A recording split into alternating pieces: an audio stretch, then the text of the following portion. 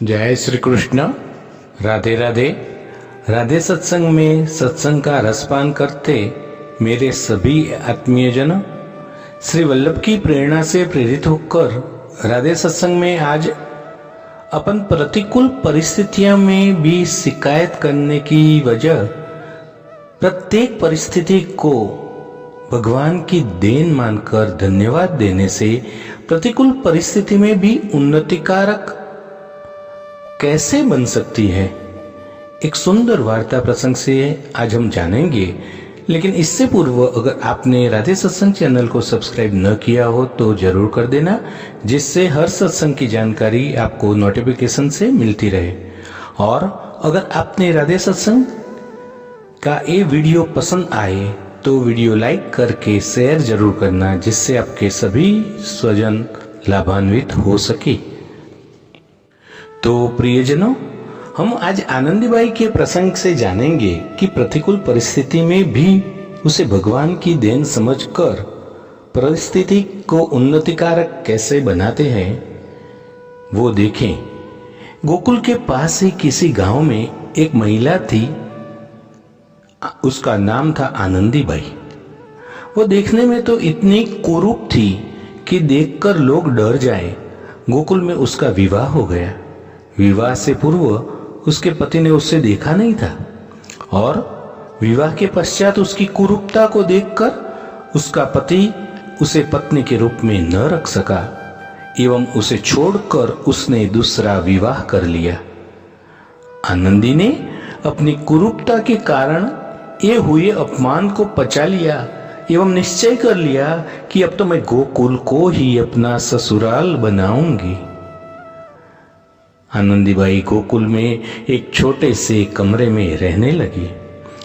घर में ही मंदिर बनाया और वो मंदिर बनाकर आनंदीबाई श्री कृष्ण की भक्ति में मस्त होकर रहने लगी। आनंदीबाई सुबह शाम घर में विराजमान श्री कृष्ण की मूर्ति के साथ बातें करती, उनसे रूठ जाती, फिर उन्हें मनाती और दिन में साधु संतों की सेवा एवं सत्संग श्रवण करती। इस प्रकार कृष्ण भक्ति एवं साधु संतों की सेवा में आनंदीबाई के दिन बीतने लगे।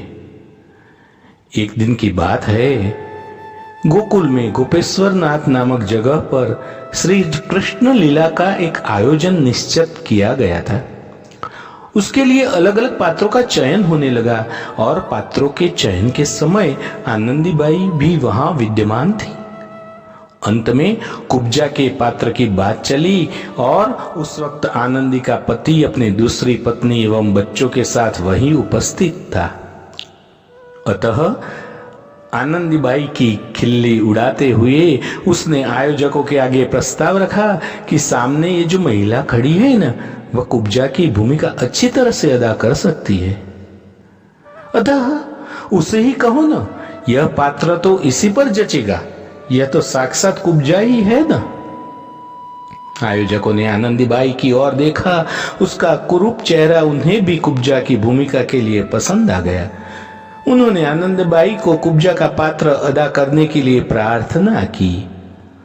श्री कृष्ण लीला में खुद को भाग लेने का मौका मिलेगा, इस सूचना मात्र से आनंदीबाई भाव विभोर हो उठी। उसने खूब प्रेम से भूमिका अदा करने की स्वीकृति दे दी। श्री कृष्ण का पात्र एक 8 वर्षीय बालक के जिम्मे में आया था। आनंदीबाई तो घर आकर श्री कृष्ण की मूर्ति के आगे विह्वलता से निहारने लगी एवं मन ही मन विचारने लगी कि मेरा कन्हैया आएगा, मेरे पैर पर पैर रखेगा, मेरी ठोड़ी पकड़कर मुझे ऊपर की ओर देखने को कहेगा। वह तो बस नाटक में दृश्य की कल्पना में ही खोने लगी।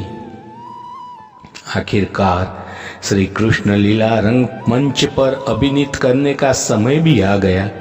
लीला देखने के लिए बहुत से लोग एकत्रित हुए। श्री कृष्ण के मथुरा गमन का प्रसंग चल रहा था। नगर के राजमार्ग से श्री कृष्ण गुजर रहे थे। रास्ते में उन्हें कुब्जा मिली। 8 वर्षीय बालक जो श्री कृष्ण का पात्र अदा कर रहा था, उसने कुब्जा बनी हुई आनंदी के पैर पर पैर रखा और उसकी ठोड़ी पकड़कर उसे ऊंचा किया। किंतु यह कैसा चमत्कार! कुरूप कुब्जा एकदम सामान्य नारी के स्वरूप में आ गई। वहां उपस्थित सभी दर्शकों ने इस प्रसंग को अपनी आंखों से देखा। आनंदीबाई की कुरूपता का पता सभी को था। अब उसकी कुरूपता बिल्कुल गायब हो चुकी थी। यह देखकर सभी दांतों तले उंगली दबाने लगे, दंग रह गए। आनंदीबाई तो बाविभोर होकर अपने कृष्ण में ही खोई हुई थी न। उसकी कुरूपता नष्ट हो गई और यह जानकर कई लोग कुतूहलवश उसे देखने के लिए आए। फिर तो आनंदीबाई अपने घर में बनाए गए मंदिर में विराजमान श्री कृष्ण में ही खोई रहती। यदि कोई कुछ भी पूछता तो एक ही जवाब मिलता, मेरे कन्हैया की लीला कन्हैया ही जाने।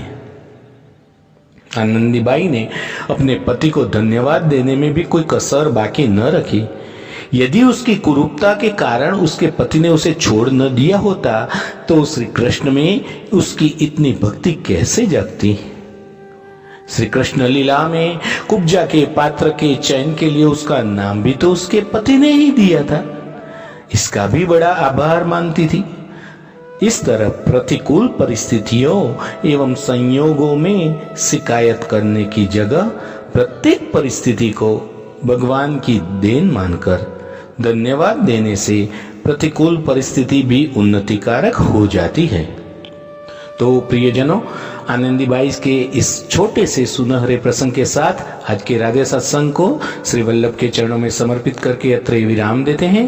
फिर मिलेंगे राधे सत्संग में नए सत्संग के साथ। लेकिन इससे पूर्व अगर आपने राधे सत्संग चैनल को सब्सक्राइब न किया हो तो सब्सक्राइब जरूर कर देना, जिससे हर सत्संग की जानकारी आपको मिले और मिलती रहे। और अगर आपको ये वीडियो पसंद आए तो उसे लाइक करके शेयर जरूर करना, तो आपके अन्य स्नेहीजन भी लाभान्वित हो सके। जय श्री कृष्ण। राधे राधे।